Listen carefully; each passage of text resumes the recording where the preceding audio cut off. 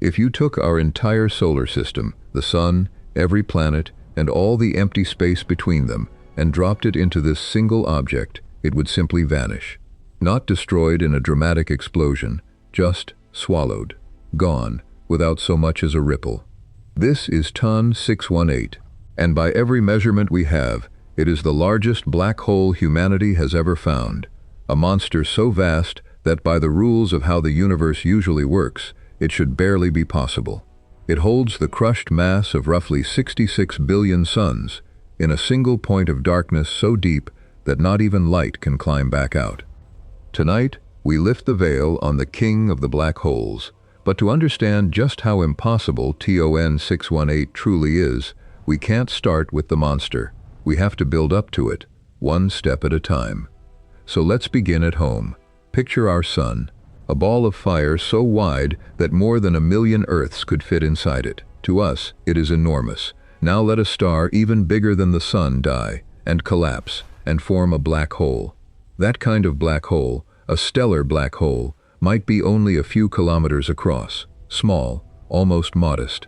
And already, its gravity is so intense that light itself cannot escape. Hold that thought, because we are only at the very bottom of the ladder.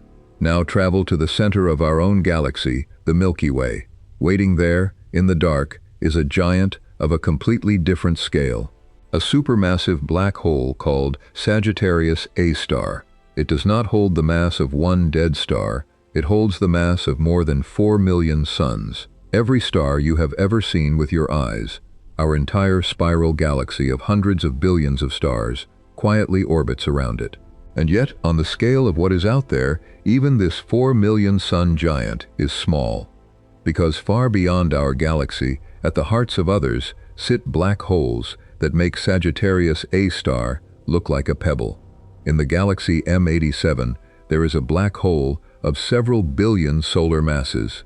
So large we were able to photograph its shadow across 50 million light-years of space, billions of suns, and still we have not reached the top. Because now we arrive at TON 618, and the numbers stop feeling real. This black hole holds around 66 billion times the mass of our sun, not 4 million, like the giant in our galaxy, 66 billion. Its event horizon, the point of no return, is so wide that light, the fastest thing in existence, would take weeks just to cross from one side to the other. You could line up our entire solar system end to end, many times over, and still not span it. TON 618 is not a hole in space. It is a dark region larger than some entire galaxy's cores, a single object that dwarfs almost everything we have ever measured. So how did we even find such a thing, hiding in the dark? And here is the strange twist.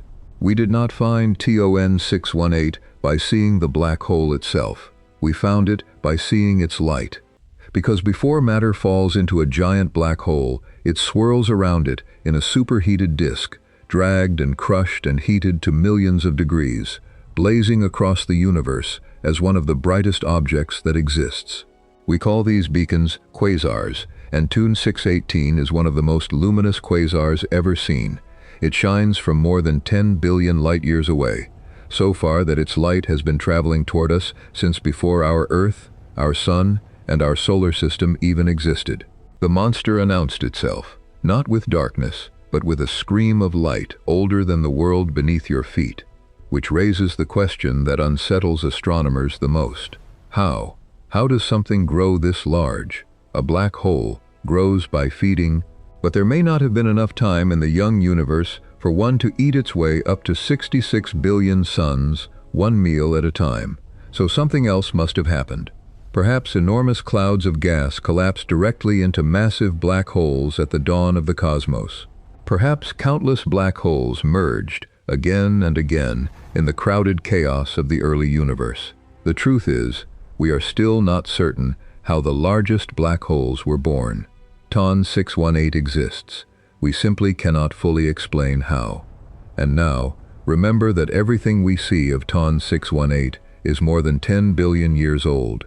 We are not watching it as it is. We are watching a ghost light that left it in the deep past. In the 10 billion years since, That already unimaginable monster has had time to grow larger still, or to fall silent as its feeding ended.